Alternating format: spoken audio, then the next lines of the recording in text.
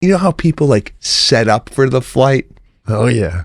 You know, like they got to get all their accoutrements out, like Kleenex, and here's my book I'm going to read, and let me put my head, you know, the whole thing. Yeah. I do that in a way where you look over at my seat and go, Jesus Christ, where did he get headphones? You know, like, yeah, like it comes out, but it comes out sporadically over the flight. Right. I don't like pitch my tent right. and get out the grill all at once. Right. It comes out and go, and like you look over the next time and go, oh, he's got a protein bar. Like you didn't see that up until when I needed the protein bar. You know what I'm saying? Anything can happen before takeoff that makes you have to move your seat. A lot of things can happen, right? Nothing more embarrassing than I gotta move. Let me get my pen. Oh, Jesus Christ, you got a zip code here too, lady? Guys, as always, thanks for watching and listening to the Pete and Sebastian show, but you gotta know what's going on our Patreon channel. Of course, you get one extra show of Pete and Sebastian each month, but we're going live 4 times a month, every Tuesday, doing loose ends. And I can't even tell you how much fun. We're having guests like this guy, Dan Soda, Robert Kelly, Giannis Pappas, Tammy Pascatelli, and so many more guests to come, all for $5 a month. Of course, we even had my own wife as a guest, and we're gonna have her again. So hopefully you'll join us. $5 a month. We're having a blast over there and so much more to come. So see you there. Guys, I know I've been saying it now a couple weeks in a row, but the Pete Correale, as I was saying, comedy tour kicks off in mid-October, starting out in Portland, Oregon, going everywhere. I'm going everywhere. More dates are being added. My booking agent's calling me up. I'm going to Hawaii in April with this thing, all right? It's going everywhere. So go to PeteCorreale.com and you can get tickets. And I hope to see you out there, man. I really do. It's going to be fun. Back to the cast. This is the Pete and Sebastian Show with Pete Correale and Sebastian Maniscalco. All right, let's get right into this Pete and Sebastian Show.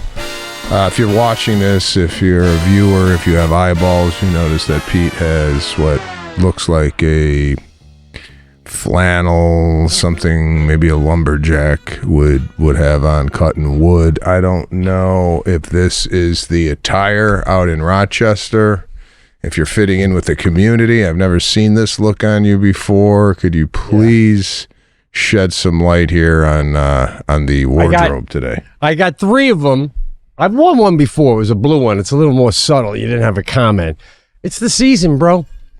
We got snow on the ground. It's 37 degrees out. It's Thanksgiving season. I figured let me mix it up with a flannel. And, you know, while we're talking weather, it's interesting you bring that up. I had a Zoom call yesterday with an agent out in L.A. First of all, they always got to tell you the reason for their setup. I'm in my son's room now because I don't give whose room you're in. I don't care, right? But the sun's coming through, and someone else on the call goes, oh, was it 70 degrees out there? And he goes, 80, you know? And it's like, everything that happens in California, when I hear comments like that, it makes me think that you guys deserve it a little bit, you know? You know what I'm saying? Well, like it would, bragging because you moved somewhere where it's warm, so now you're bragging about the weather. What do you think about that? I would say that, but then I would then. You never do that. 12 years, you never throw that. If I were to say, oh, it's 80, I would then follow it up with, but there's a guy pissing on my windshield right now, and you know, like you gotta. That makes me like it. Yeah. You can't just like brag about the weather and not like give a negative about the city. You know, you gotta like, now it's beautiful weather out here, but while we're talking, my house is getting robbed. Or it took me 3.5 hours to go 10 miles, but the sun was shining through the windshield the whole time. Right? Yeah. Yeah. Let's not forget the negative. Don't. You could give a positive, but you got to give a negative. So I agree with you. But the trees were coming through in his backyard. I might even have heard birds. And I've lived there for a year. It is insane. Like if God said, you as a human, you pick it. You pick the weather you want. I'd go, you did good. I'll just go with what you got going here. Like it's perfect, bro. Yeah, no, the weather is something else. And now that you're talking about the Zoom and people have to explain, here's the problem I got. And I don't know what you do on Zoom calls, but I don't need to see an artificial background on the Zoom call. Okay? Because some people will put like a landscape of an ocean behind them or a fake living room or whatnot. Because the whole time I'm looking on your fake background, I'm thinking, what's behind that? Like, what are we covering up? That's an interesting thought. What am I not seeing? Give me a flash of what I'm not seeing before we go back to that. Yeah, because have you ever been on a Zoom call where they lose the background and then you get a glimpse of like what's going on in the real house and go, holy, right? It looks a lot of the times it looks like the home is about to get raided for bodies in the basement. It definitely, have you seen a backdrop to what you're saying and made you, like you're thinking about doing business with the guy and then you see the real backdrop and you're like, this is done. That's what I feel like. I feel like if you saw the real setup, it would limit the business opportunities moving forward. That's why they got to put a fake C behind them, because if they saw my living room and the underwear all over the place, I'm losing the deal. And, you know, I hear you. So yesterday, I had the white wall. By the way, this is a stand now, so it's not going to fall down with duct tape like last episode. So I put this up, and then as soon as the call started, this is another problem I have with Zoom. Everybody's got to comment on everybody's backdrop, right? Oh, Pete, looks like you're taking prom photos. This is a backdrop for a hit sitcom that dropped to number 42 last week.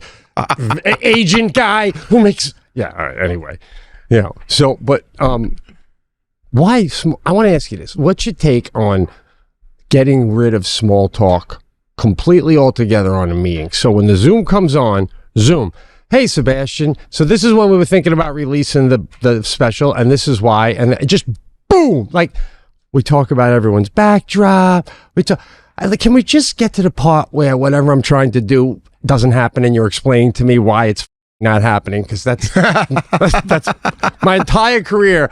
My Zoom calls end with, well, we tried, guys.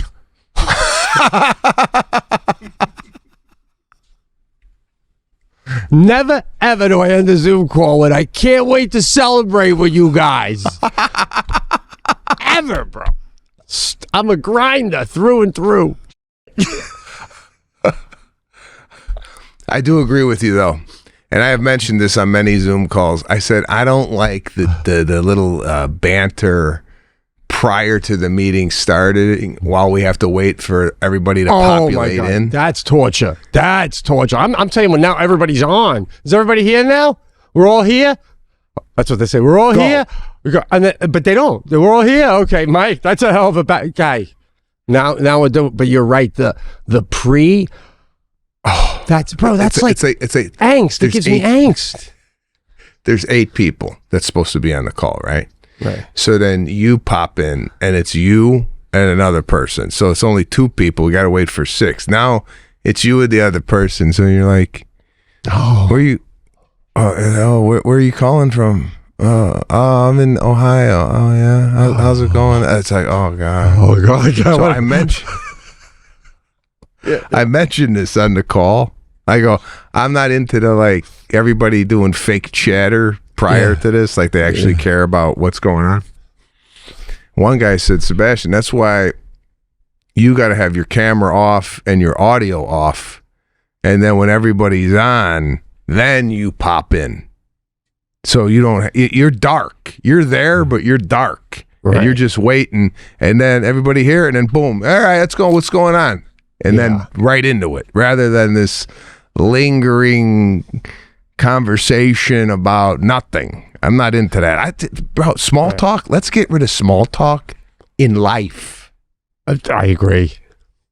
I agree. And but I don't know, man. Sometimes when you, like, I've walked past, I don't want to stay on the Zoom too, but I've walked past neighbors where I'm like, I'm not going to say anything unless they see me. I'm just not into talking. And then they don't turn around because I truly don't think they see me. But another part of me is like, maybe they already saw me and they're not turning around and saying, but you walk past, like the guy's on his driveway and I'm walking past the dog 5 feet away, 10 feet away. It's weird not saying anything. It's inhumane. It's animal-esque. Like, I feel like, I mean, that's just two bears walking by in the woods. Like, you got to say, hey, weather, something, right? Don't you? Say, what's up? It's quick. It's not like quick. You stop. It's in the course of walking. Just a nod, and just I get an acknowledgement. That's all you need. You don't got to say how the weather. It's just a head down and get the hell out of Head down and go. And the problem with the small talk on Zoom before everyone's on as well. I like your style, but I can't totally do that. By the way, get on last because sometimes I'm taking more often than not meetings with someone who I need their help. So I feel like it's better for me to be on when they get on, so I look like I'm ready to go. I'm gonna get the head of HBO. I'm gonna bop on like I was there the whole time, but just flip my light on. He'll be like, "This guy's an." I'm done. And listen, not to make you feel uncomfortable, but you're a star. So like stars, if you're on first, I'd be weirded out. I'd call the other writer and go, "What the f is Sebastian already on?" Because when I was pitching with the other writer, what we would do is I would text him. I go, "Let me know when you're going on," and then he'd go, "All right, let's go right now." All right, I'm going on. So we'd come on at the same time, so I didn't have to have small talk with people because I hated it.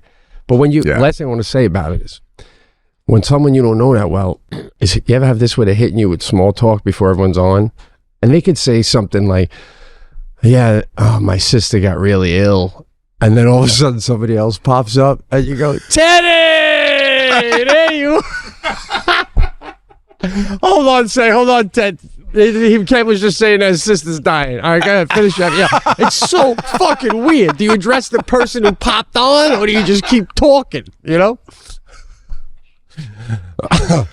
it's like a Zoom etiquette. I mean, I feel like if people start coming on and you're having a conversation with that person, you need to stop and say, "Oh, I'm sorry, everybody. We're just talking about Lucy's sister. She's got, terminal cancer. Anybody else?" Oh shit! God, I don't like any of it, bro. Yeah, I don't like any of it. I got a plain story that I need to lay out for you. All right. So I went to Boston. I did this charity event. Comics Come Home. Dennis Leary. Yeah. Nothing but great things to say about you. He told me a story about. He goes, "Oh, I love Pete's wife, Jackie." He goes, "I remember when they came to the show, Pete asked me like, what kind of jeans? Those are nice jeans. What kind of jeans are there?" And Jackie piped in with, "Pete, those jeans are worth as much as your wardrobe." She's like, "Yeah."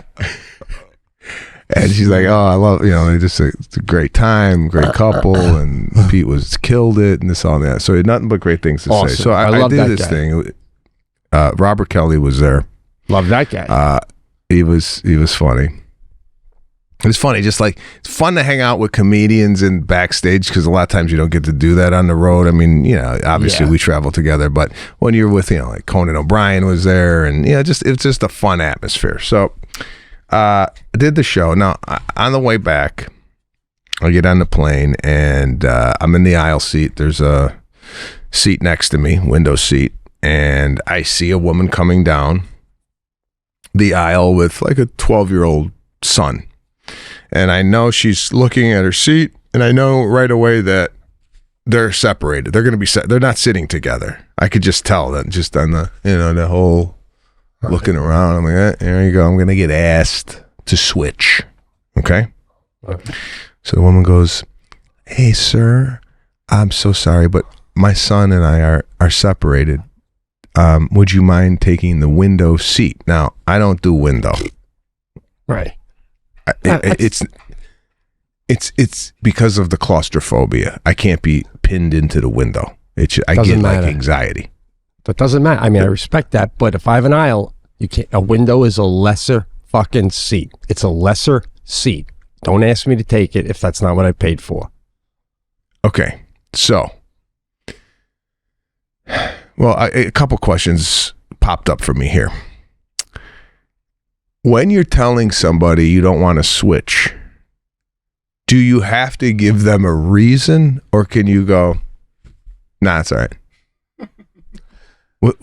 That's a really good question, bro. You don't.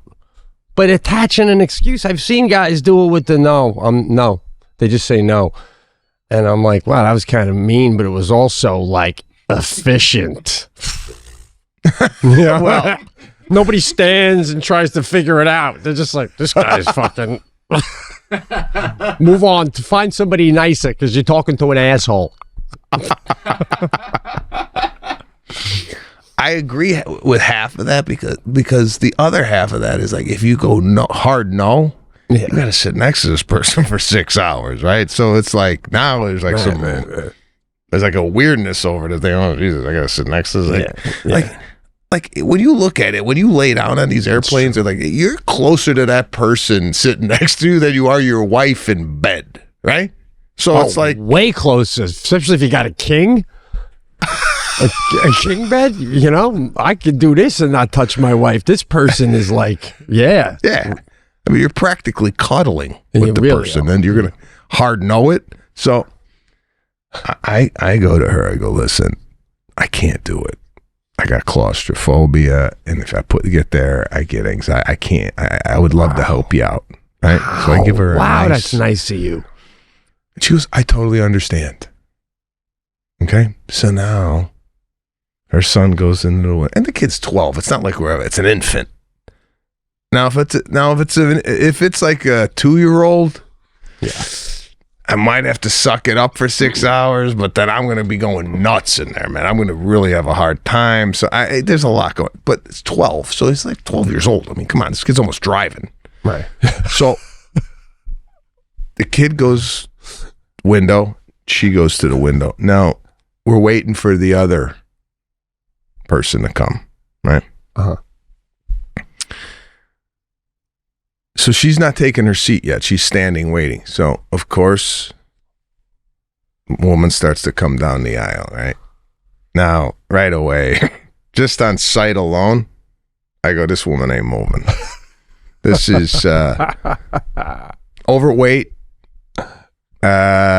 disheveled, and how could I put this kindly? Like, I would equate it to your local barista at Starbucks type. You know what I'm talking about? Yeah. Yeah, after she makes she could be on a protest. I was literally about to say she's going to talk about her seat in terms of I have a right to this seat. You know, like that kind of. I'm right there with you. Plus, based on the physical description, sounds like this lady could need a bathroom at any moment. You know what I'm saying? And she knows that. Well, it's funny you say that. Woman goes, do you mind if you switch? And the look of like disgust that comes over this woman. You know, like the facial, like she's like, how dare you? She's like, no, I need the bathroom. And then she just sits down. Yeah, right. Asshole, but gave an excuse. Right? Yeah. And then the woman's kind of defeated, goes back to her seat. Yeah. Now, with one eye, I'm looking at this girl set up, and it's funny how you could just see it coming. The setup was like Stanley Cup, you know. Oh yeah. In the whole thing. Putting shit in the pocket, you know, like set. You know how people like set up for the flight. Oh yeah. You know, like they got to get all their accoutrements out, like Kleenex, and here's my book I'm going to read, and let me put my headphones. You know, the whole thing. Yeah. I do that in a way where you look over at my seat and go, Jesus Christ, where did he get headphones? You know, like it comes out sporadically over the flight. Right. I don't like pitch my tent right. and get out the grill all at once. Right. It comes out and go, like, you look over the next time and go, oh, he's got a protein bar. Like, you didn't see that up until when I needed the protein bar. You know what I'm saying? You know what I like about that move too? And a lot of people don't realize this, and it almost just happened to you. Anything can happen before takeoff that makes you have to move your seat. A lot of things can happen, right? Nothing more embarrassing than I gotta move. Let me get my pen. Oh, Jesus Christ, you got a fucking zip code here too, lady? Holy shit, it was 5 minutes. So all I have is phone. I don't even buckle my seat till they say the airplane door is closed. You know what I'm saying? All the rugrats are going to start moving around to move their seats, and I don't know how that's going to play out. So, I love your move. Did she wipe down the seat with a fucking... Yep, that came out. The Lysol wipes, and I'm going, Lysol wipes? You didn't even shower this morning. You didn't even clean yourself, and now you're cleaning the tray table? Get the fuck out of here. Should leave the wipe for the next guy who's got to sit in your seat. Let him know. Should leave a photo of you. We'll go, oh, thanks for the photo and the wipe. Jesus Christ. Yeah, I know. It's just... I know the type, bro. And the type that, like... I would offend within 15 minutes of a conversation. She'd hate my guts. Oh, 15. 3 minutes.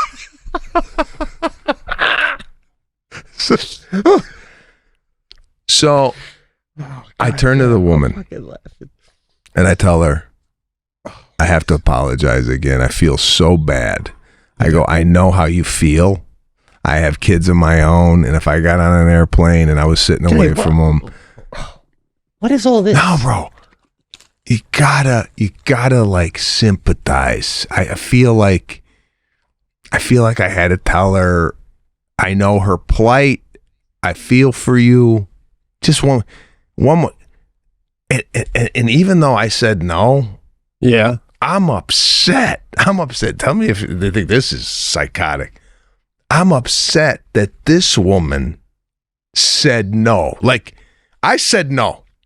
Yeah. But I'm upset that this woman said no because the way her whole, like the whole thing, I need the right. So now, this is how sick. I'm going to go, you know what? I'm going to stay up and clock this woman to see how many times she goes to the bathroom, because she said she needs the bathroom. Like she's got a urinary tract infection, right? Yeah. So that's what I'm thinking. She's going to be getting up every half an hour to go take care of whatever she's got to take care of.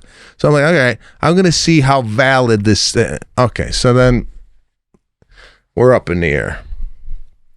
I look over. Here we go. Laid flat, laying down, iPad on the belly, and I'm just watching the iPad off her belly. I'm like, there we go. Yeah. This is like this is what she does at home, and now she's bringing and opens up a bag. We're not talking a little bag of chips you buy at Hudson News. We're talking a bag of Ruffles she brought from home. Yeah. The Ruffle bag was bigger than her carry-on. Yeah. All right? She was... though... And then go ahead. Eating the Ruffles while watching the iPad, laying down. I'm like, Jesus Christ. I wouldn't have even given this woman a seat on the plane, all right. let alone... So...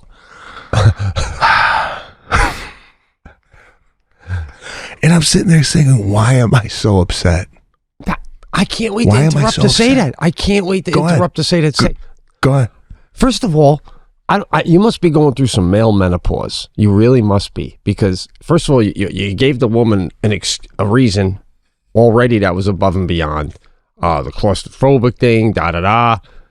Then you hit her with a second sorry, only because the lady next to you don't like her. So now you go, I'm going to give a double sorry. So, but like, this is where I'm losing you, and you're not being you. Did somebody, I don't know what's going on with you, because like, who's really in the wrong here? Who's really the asshole? The asshole is the lady with the 12-year-old kid, because you can't. This is what we're asking her to do. Sit here, 2 seats, and then her son. You doing okay over there, Johnny? Oh my God, is that so hard to do? You even said it. You're 12. That lady's the asshole for coming up and making anybody do anything.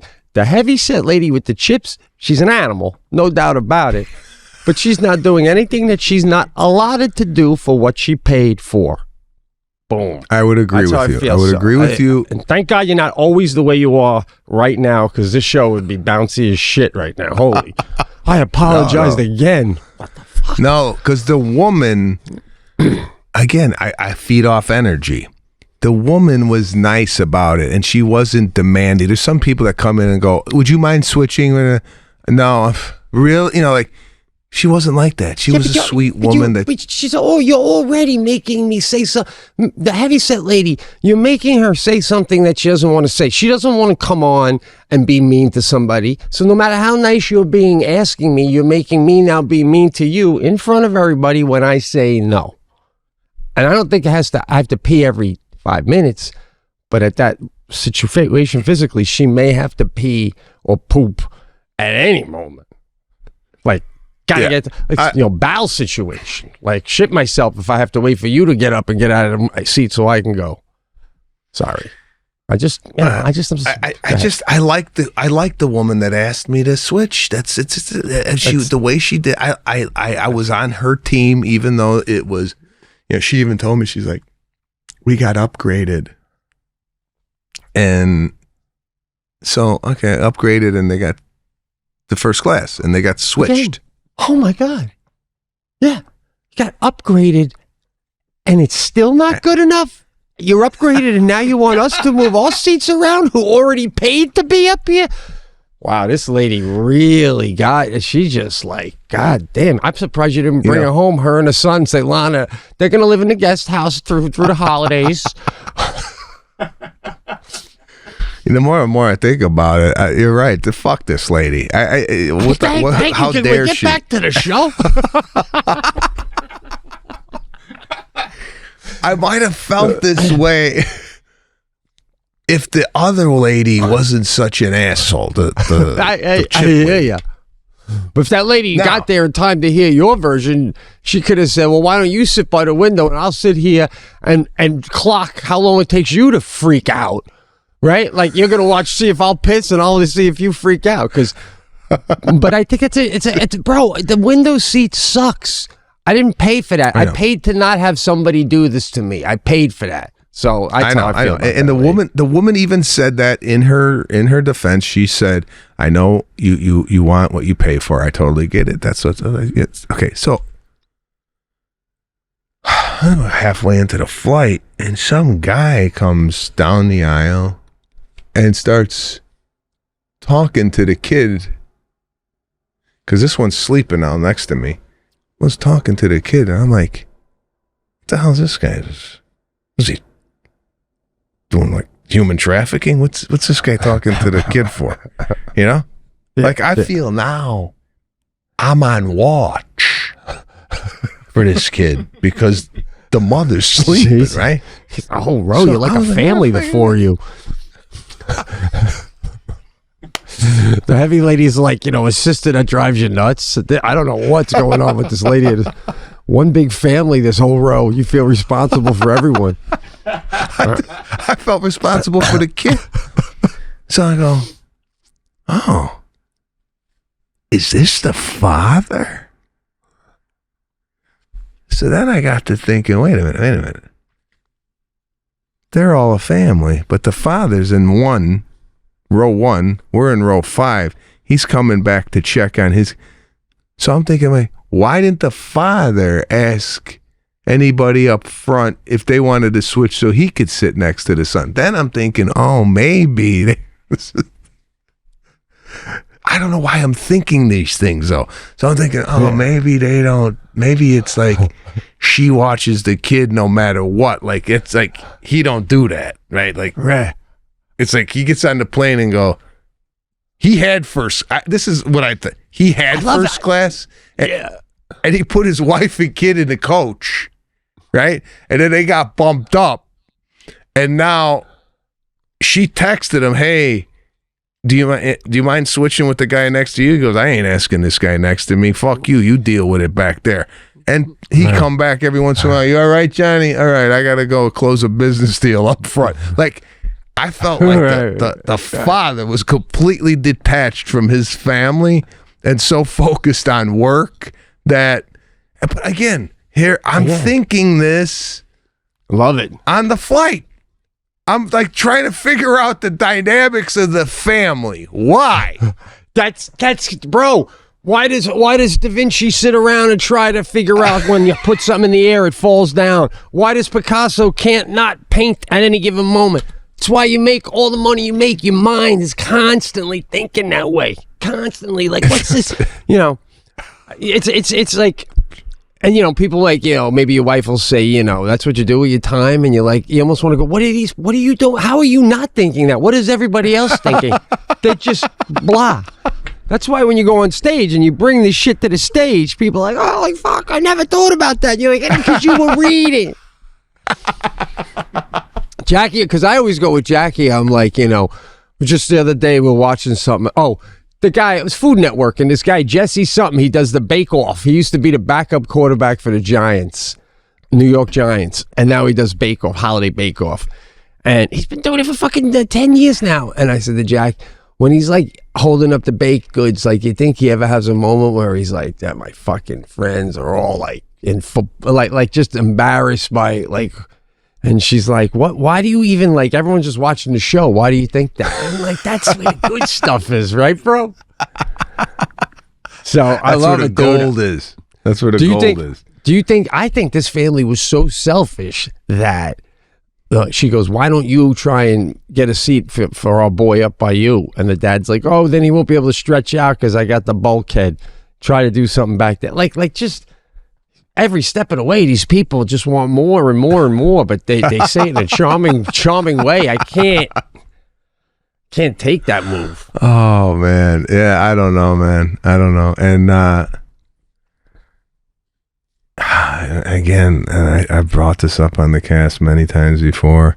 I declined the food for 6 hours, hoping to God this woman with the chips would go, Did he just decline the meal? Yeah. For 6 hours, right? And like follow suit. Right. That never happens. And I don't know why that I'm trying to influence the entire plane not to eat. That's it. What the fuck is wrong with me?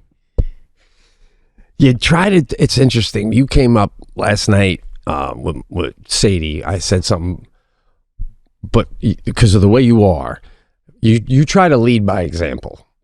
It's dead. That's dead. That method don't work anymore. That's why when I pull Pete's and stuff, and you know, people are like, "Oh, you're so loud" or whatever. That's the shit that works. Like if you said, I don't want the food. I can't believe all these people are eating the food. Yeah, they, like something like that, something over the top. But they don't notice. They don't lead. They don't learn from example anymore. You know what I'm saying? Those days are over. They really are. I don't want to get off the plane thing. We're still going with the plane. We got more to this. No. Go ahead. No. I pulled a Pete last night for the first time with a neighbor in this neighborhood, and it was bad. And it was one of the I always. After I do it, I'm always like, because can I say before you get into this absolutely, story? Yeah. They talk about getting the show back to normal, because I was getting a little tired of, the neighborhood's great and the trees and we just found utopia. All right, now we're getting into the like, all right, this place ain't as good as we thought it was. That's where I want to live. Well, let me just start by saying the end part of it is after I went home and explained it to Jackie and Sadie. They were both like, you know, Jackie had that look she gets where she's like, fuck, I gotta live here. You know, like I'm already like making it awkward. Like now I can't go down that block. You know?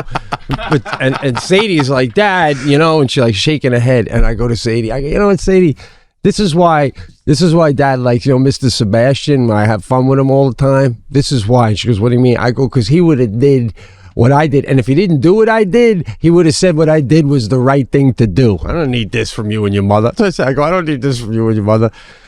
Oh, anyway, so okay. This is the deal. last night, it's I don't know. We have no street lights. It's fascinating here. It's really awesome. It gets pitch dark. The whole neighborhood has no street lights. So when you walk at night, it's like, I don't know, it's 7 o'clock, 8 o'clock at night, but it's already pitch dark. You know, it's getting dark at 5 here.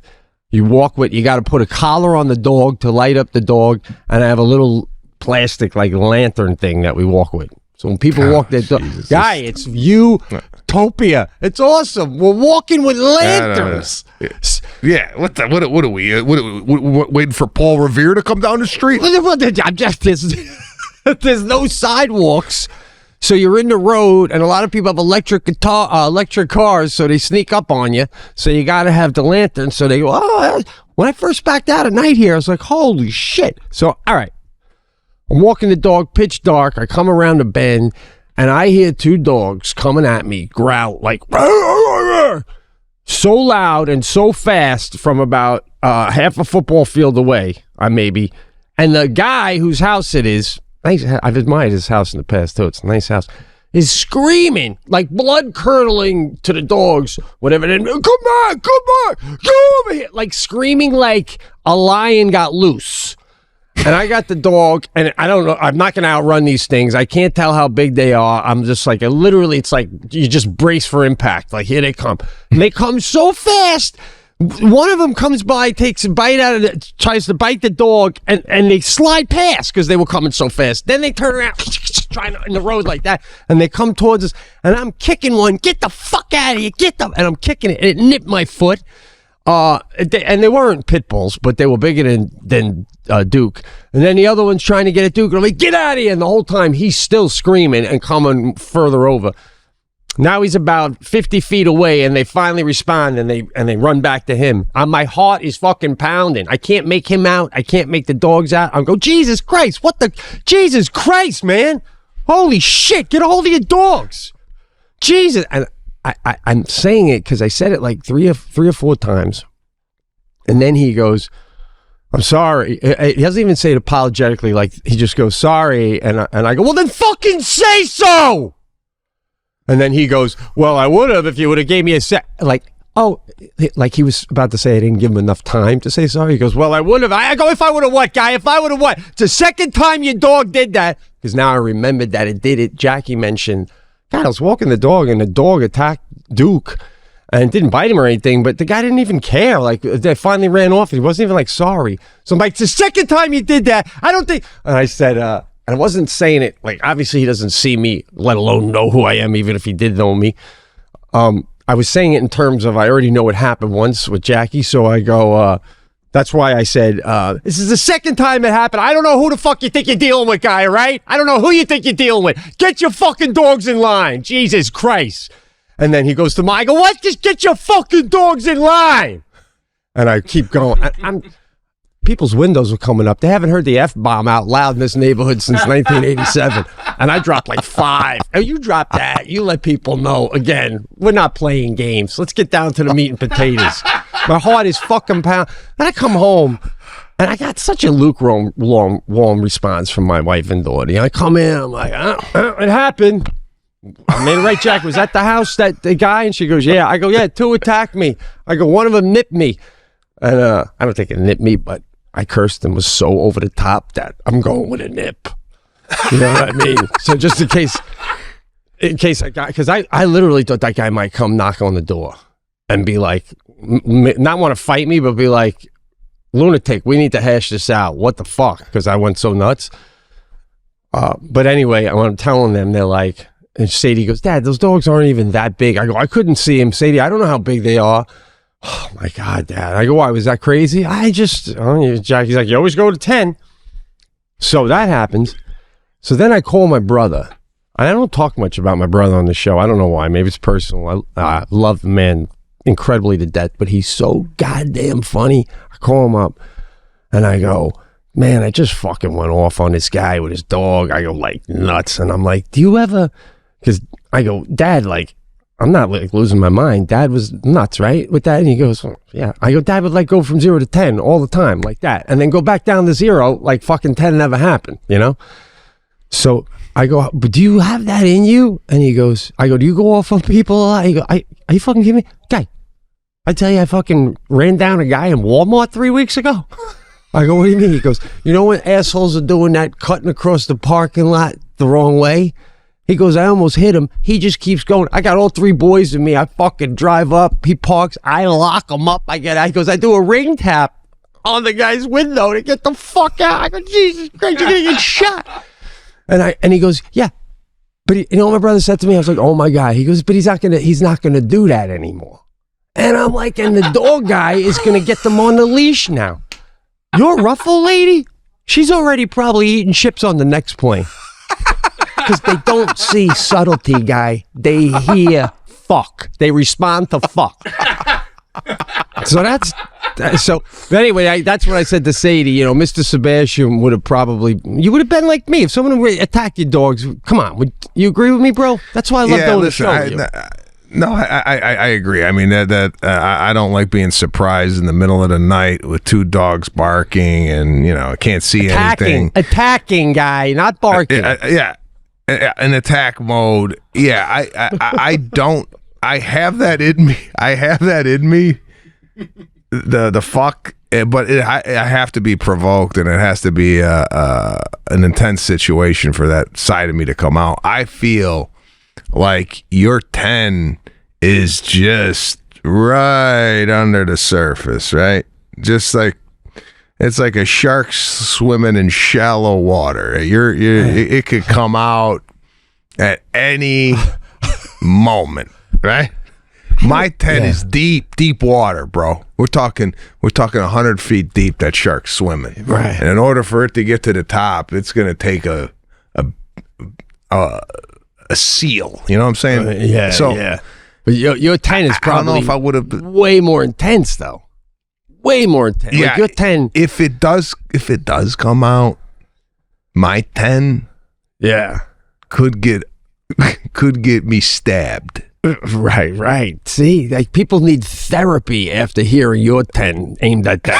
You know what I'm saying? So Mike, it's like hot water, cold water. My hot water, I don't have any medium water. It's hot water or cold water. Yeah. But your hot water, you can boil eggs with. Mine, you can take a nice bath, but you can't boil. Like I don't think that guy, he shook it off. He shook it off a little bit, but he knows. Okay, I don't need another lunatic like that. No. What that guy's doing? How many houses down? Well, right around the corner, maybe a quarter mile. If there's a track on the other side of the track, Okay, so everybody between that guy's house and your house is now on alert because he's talking. He's going. Did you encounter the new guy yet in the flannel? And they're like, who? A fucking psycho that lives in with his daughter and his wife. Yeah.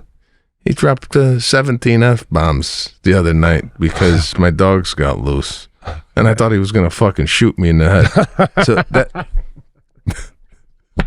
So I wouldn't be surprised now if you take a walk and people are shutting their door, the garage goes down. Just take a look at how the neighborhood now is behaving when you start coming down the street. I know. That's why Jackie doesn't like it, man. And I don't want to do that, bro. I don't want to do that anymore. Like, you say, oh, it's fun for the cast and stuff. But like, I was like, damn, am I going to do it the rest of my life? Because it's like, I was watching. Yeah, they can't shake this. You watch that Ed Gein movie, a TV show with which is very hard to watch. But you remember the guy playing Anthony Perkins where he says every time he has sex with a man, he throws up right afterwards because something in his head is telling him it's wrong to be in love with a man. It was a part of that show. She was having therapy. Because he goes, why do I throw up every time I'm done? And the woman, that psychologist, is like, because something tells you that's wrong. I don't throw up, but every time I scream and yell at somebody, I rarely an hour later go, I'm so glad I did that. I'm always like, fuck. Yeah. I literally thought about bringing a guy a bottle of wine. His dog attacked me, and I'm bringing over a Merlot. What the fuck, bro? No. This is like, you know what I'm saying? What's going on in the head? Two lunatics. This is therapy for us when we talk to each other. Yeah, no, but the blowouts are kind of fun to listen to. I mean, I'm sure every time you pull a Pete, the audience perks up, and like maybe I feel like if somebody's running on the treadmill at a 7 and listening to this podcast, and you go, I pulled a Pete. Oh, let me bring it down to a 3, and let me walk this one out because I know I'm going to be laughing. But maybe they pause and take votes. Who thinks we're going to agree with Pete and who thinks we're not? It's very scary, though. That's all I want to close with. When 2 dogs come at you and you don't know what to do. It's terrifying. And in L.A., it's 3 times as terrifying in L.A. because there's a 90% chance it's a pit bull. I know. Right? I heard Doberman or something that could kill you in one bite. I want to give you another scenario, and this is also leading by example, and I thought this was going to work, but it didn't. But I want to get your take on it. It's 2 weeks ago. I was driving. I just had a doctor's appointment, so I was driving back home, and I was on the phone with my sister. Lost the call, picked up the phone, got her back on the phone, and then I got a motorcycle cop comes right up to the passenger side like this. Pull over, right? I don't have the window open. He's got the phone out like this. Video or photo, or I don't know what it was. I don't know what he was doing, but he had a phone out, and he was either taking snapshots in case I was going to make a run for it, or he videotaped me on the phone. Like, I don't know if he videoed me using the phone. I don't know what it was. I don't know what it was up until. So I pull over. Again, I don't want to sound like I'm a model citizen and I'm bragging here, but I am. Now you're setting an example. This is good. Just the way I pull over, how quickly it happened. There was no indication that this traffic stop was going to be a problem due to the compliance right from the start. Because I was at a light, so I had to go through the light and then pull over. So as soon as I go through the light, I'm over, and then and it's like, guy, we don't need to do the whole you know. Oh my God, you're like keeping it so classy. You're like, man, guy with the lights. Come on. Yeah, it's like the lights. If you didn't, what are we doing the lights for? If you already told me to pull over, you know what I'm saying? Like, yeah, that was the light. You coming up with the video and saying pull over, that was the lights. We don't gotta light it up. We don't gotta light it up. Big show, make an intimidation thing. I like the way you pulled over as if you're on a road trip with another car, and they're like, Tommy's got to piss. We got to pull over. And you're like, yeah, that's what, I just gave him a wait. No, you know, like. So, again, I don't know. But they got a flash for him though, so he don't get hit while he's walking up. Okay, whatever it is, but there was a woo woo woo. You know, like is that. My question is, and it's all police officers out there, when you put the lights on, is there a sound associated with the lights, or they put the lights on and then there's another button that goes woo, woo, woo. It's a it's a disco. Lights, sound. So when he went to do the sound, he went, ooh, this guy's quick, and he turned it right back down. Oh my God, I don't know. By the way, 5-0. We nothing but love and support. And I know you know that too, bro. So continue, because this is great tutorial for viewers when you get pulled over. I'm in an SUV. I got 2 child seats in the back. All the windows go down. Every window I got goes down, front and back. Well, wow. I go in the glove compartment. I take out my my insurance. And then I take out my license. I put it on the dashboard. This is all while he's getting off his bike. Yeah. Windows are going down. This signifies to the police officer that I'm not making you guess who's in the back. Right? Beautiful. I am putting you at ease. 100%. No surprises here. We don't crack the window. I've seen this move on like YouTube where they crack the window. Yes, sir. Yes, sir. License registration. I don't need to do that. This, like you ever get these people that they got some weird like. You can't ask me for my license and registration without it. And the next thing you know, they're getting fucking tased. Of course they are. I'd like your supervisor. Oh, here we go. With the supervisor yeah, the supervisor. But what is that? Is that I've been hearing this a lot on YouTube. Can I talk to your supervisor? This ain't McDonald's. Right. I'm out here alone. Yeah. I am the fucking authority here. That's it. Right? What do you need? Like, is the supervisor, and this is another question that goes out to the police, is the supervisor just riding around in a car in the vicinity of his other officers? Right. And then, his name is Frank, and then they call, hey, Frank, I got somebody over here that wants to fucking talk to you over on Fairfax. Can you get down here? Yeah, no, I'm just getting a call. I'll be right back. Or does he call his buddy and go, Tommy, could you just get over here and act like you're the supervisor? Like, totally. What's going on with the supervisor shit? I think when two cops pull over, one doesn't even get out of the car anymore because the first one goes, in case they need a supervisor, just get out of the fucking driver's side, come over. Ridiculous. But it's no different. And then the other guy comes over, what's the problem here? When you ask for a supervisor, you're already going to jail. You're already, so let's just get to it. Yeah. I've seen it so many times. Can I have a supervisor? And they go, 619, we're gonna get 3 back up here and just bring everything you got. It's like I know, that's it. I'm gonna handcuff you. As I get the supervisor, I'm gonna handcuff you, right? And read you your oh my God. So okay. All right, where are the hands? So hands are 10 and 2, right? Love it. Everything is on the dash. Guy comes up to the car, and I'm just going to describe him. He's got a ROLLIE FINGERS mustache. Oh, nice. Like a, what do they call those mustaches? Where? Yeah. Yeah, it's curled. It's like a handlebar. Yep. Yeah. For those of you who don't know ROLLIE FINGERS, he was a pitcher in the 80s who had, this guy looked like he could be a bartender at a one of these high-end craft cocktail joints, right? right. So that threw me off. I know that. Yeah. It's just like it's like I turned to my left, I'm like, Jesus Christ, with the mustache. Like I clocked it and I said it in my head with the fucking mustache. Oh my God. So man. he goes, you were texting and driving.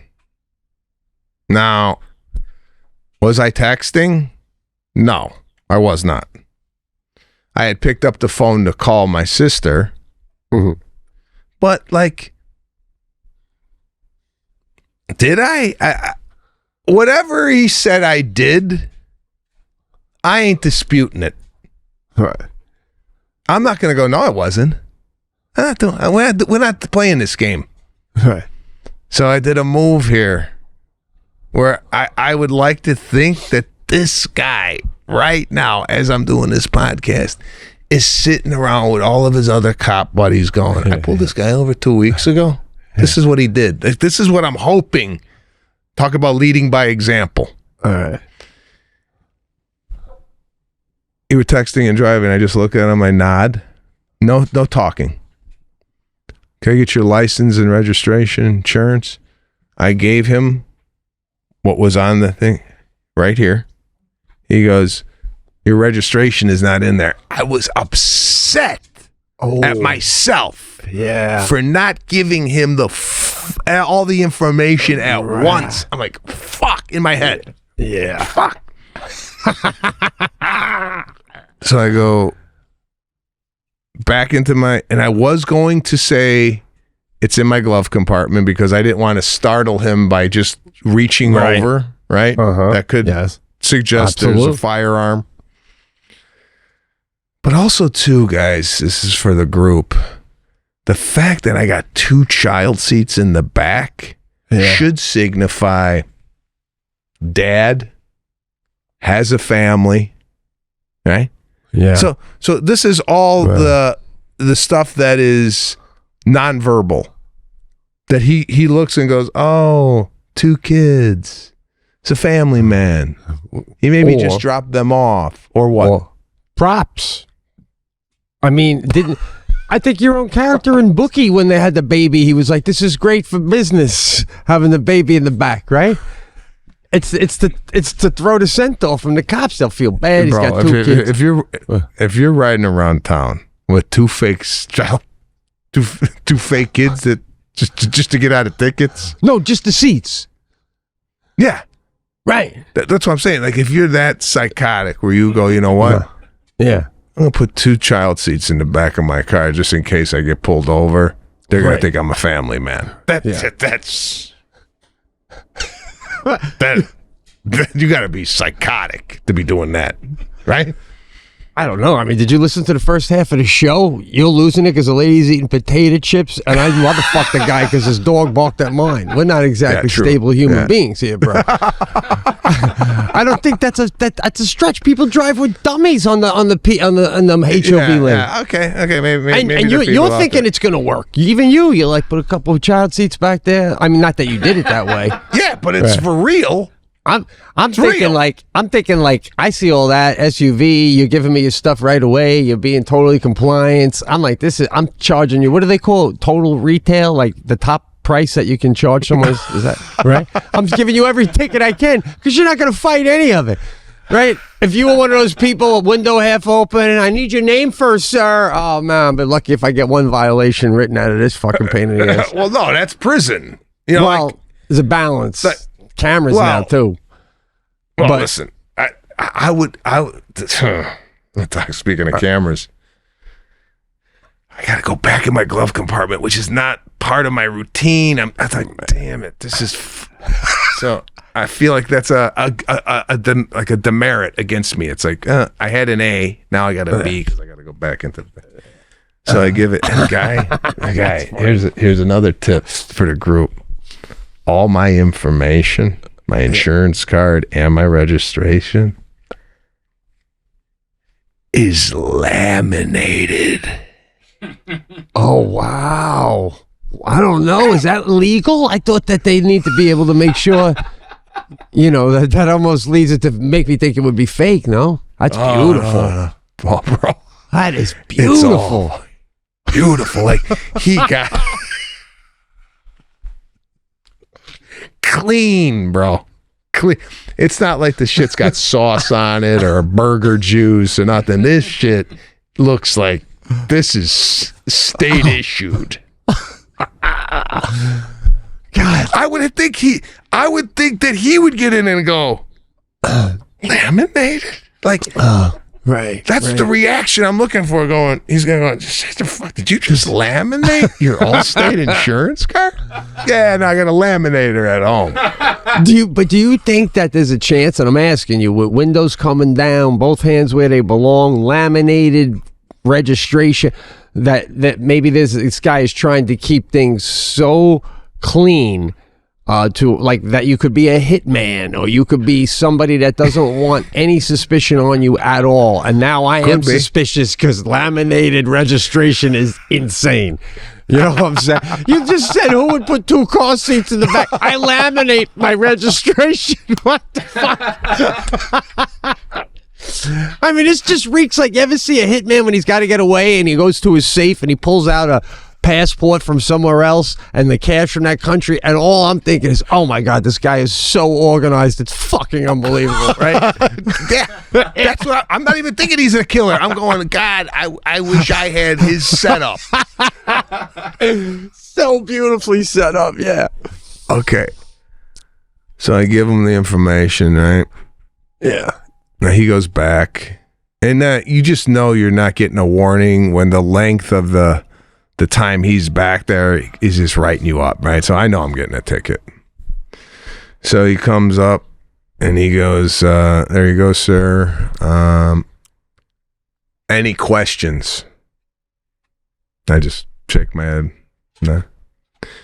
And then he pulls this one, and this is where I got a little, you don't do this to people. He goes, Have a blessed day. Hey, guy, what are we bringing God into this now? Blessed day? Yeah. What's your take on just giving like a religious salutation at the end of the ticket? What blessed? But can you be blessed in Hindu? Can you be blessed in the Jewish religion? Like, is that a term just for Catholicism to be blessed? Or is that like for any religion? I don't know. Whatever religion you are, I want to hit you with a burst of it right now. Yeah, I don't know. I don't know if that's it tied to one religion, but I took the ticket like a man. And again, this is my hope. Wherever you are, cop, or this goes out to the LAPD, that whole interaction from start to finish was captured on his camera, and they are now using this footage Right. as what as what a citizen should do when he gets pulled over. I want this to be used as a tutorial in classrooms across the country. I love it. Yes. Of like, oh, this is how you behave when you get pulled over. From the moment you get pulled over to the moment the police officer, that should have been your only question, man. And by the way, I want to interject myself and say, I think he hit you with a blessed instead of have a nice day or a good day, because you were so good. You don't realize it. That's another level. He doesn't always hit people with have a blessed day. You know? I think it was a higher level of thanks for what you did. Do we have anything on that? It could have been. Blessed is inherently religious. It's not really tied to one particular religion. But maybe you're right. No. Maybe he just said blessed day because he goes, wow, man, if all my pullovers were that pleasant.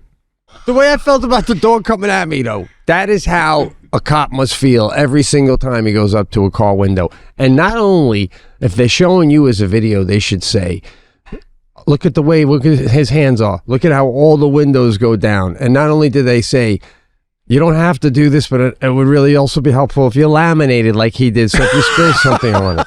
So every step of the way, and you didn't even mention this, but I've been in your cars. If you've ever been in a Sebastian Maniscalco vehicle, folks, it's cleaner than when you buy it, if that's possible. It's spotless.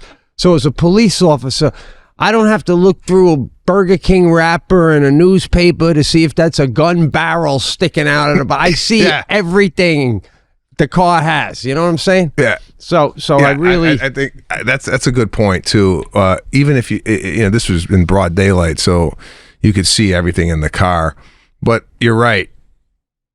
You ever see those pullovers where the flashlight is in the car, right? And the window itself looks like the person put their tongue on it. Like it's like the window needs a cleaning. Yeah, and then you start looking in the car and there's like garbage, clothing, duffel bags.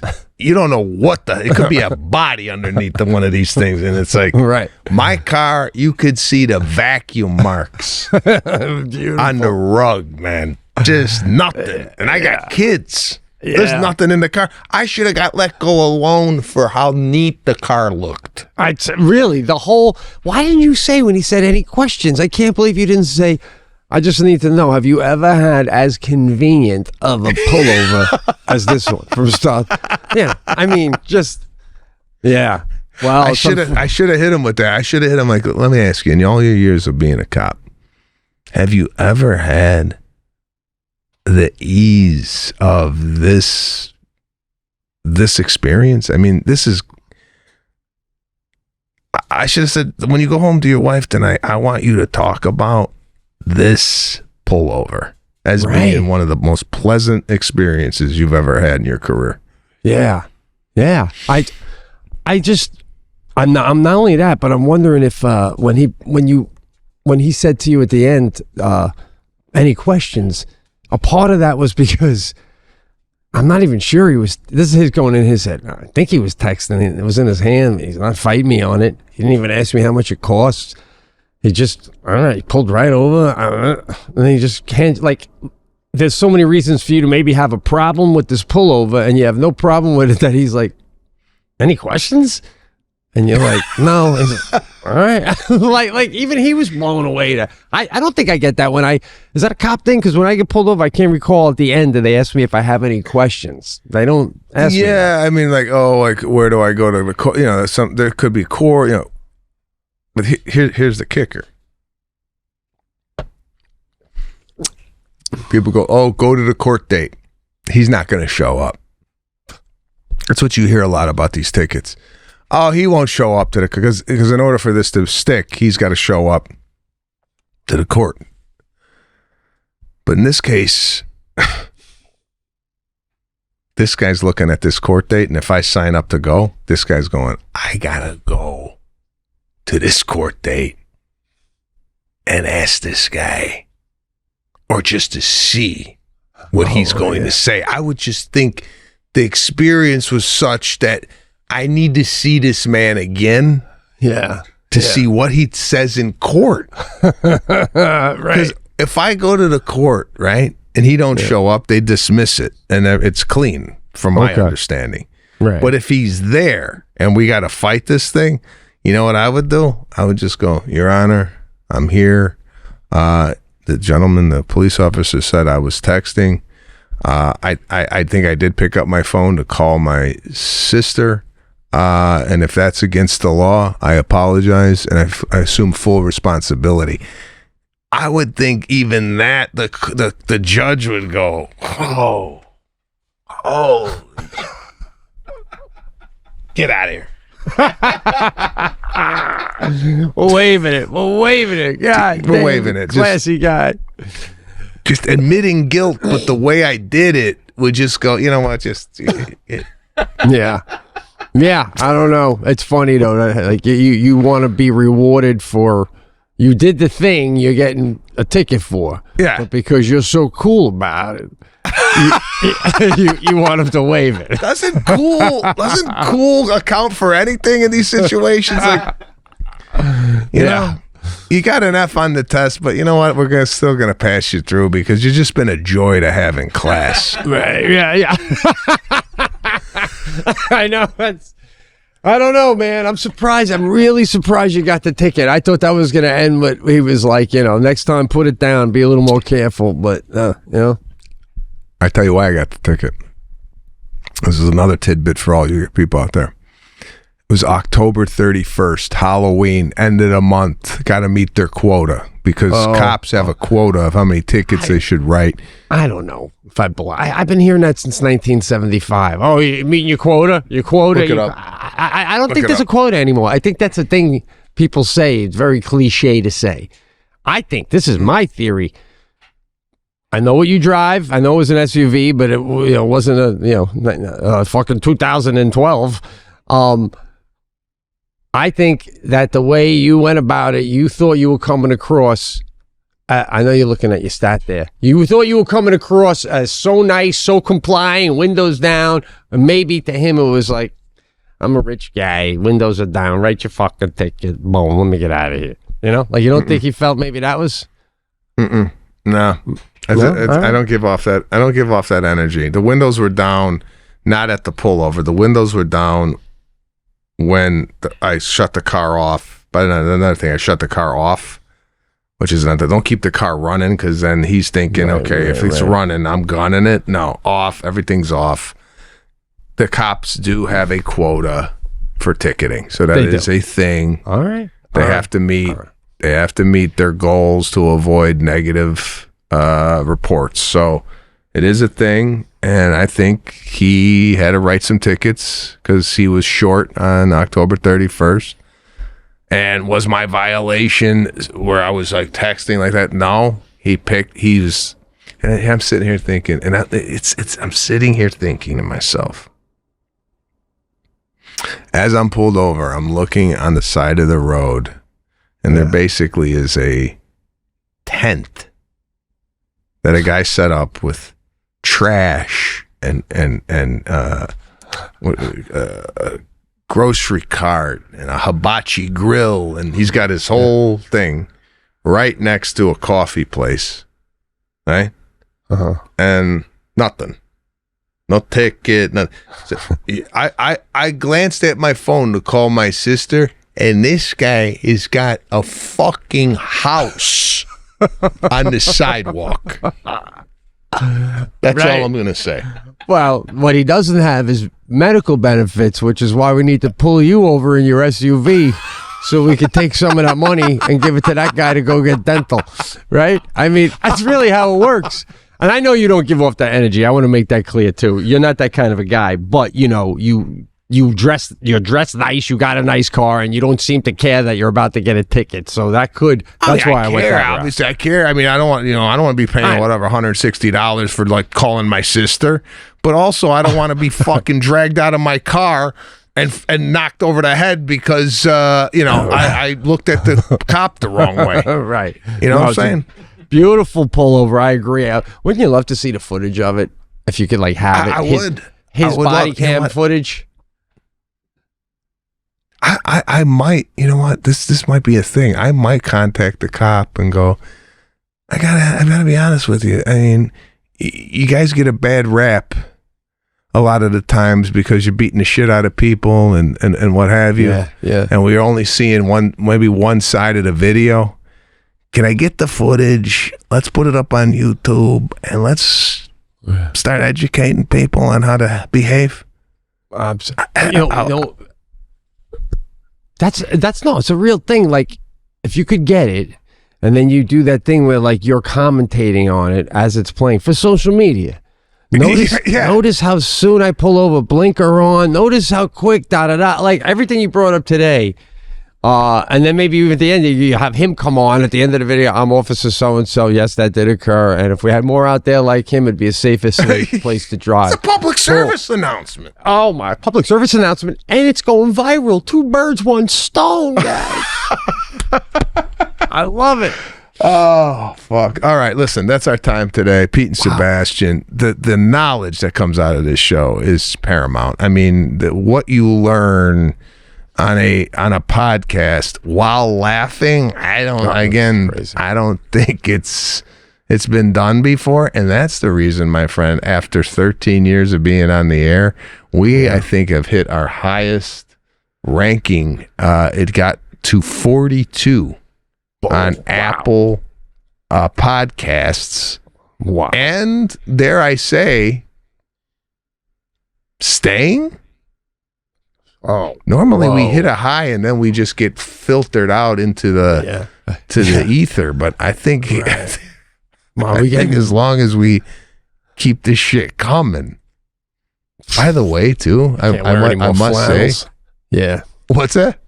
I guess I can't be wearing flannels if we're gonna have 42 ratings consistently. No, man, this is part of the thing. And dare I say, and this is something that I don't think we've talked about publicly for the last 2-3 months doing this for free. No, we don't have a deal with anybody. No, I don't want to get too personal on the situation here, but the Patreon money is goes to, we pay Patrick and Cans for what they do. So we're not doing it for free. We've been paying for 3 months. We've been paying for the right to do this. It would be cheaper to just talk on the phone. Literally. And Patrick does a great job, and so does Cans. I'm just saying. We're not bitching about that. I'm just saying that the level of commitment is just outstanding. What are we looking at here, Patrick? We're looking at ranking. Since May, you've gone up 9, 8, 9, 7, 12, 15 points since May in the rankings. 15 if it went points? back up 15 slots in the rankings to closer to number 1. So what does 23 mean on October 30th? What does that mean? In the category of comedy interviews, TV, and film, you guys are 23rd rank. I'll do a chart comparison. All right, we're going to do a chart comparison, but I got to tell the listeners, thanks for listening, because Big time. whatever's happening out there, I think we're getting put into the algorithm. The Amy Poehler thing did help. We got to thank Amy for having us on, because that did definitely skyrocket us into the top 100. So I don't even know if we had much talked appreciated. much about that. I just want to say about her too.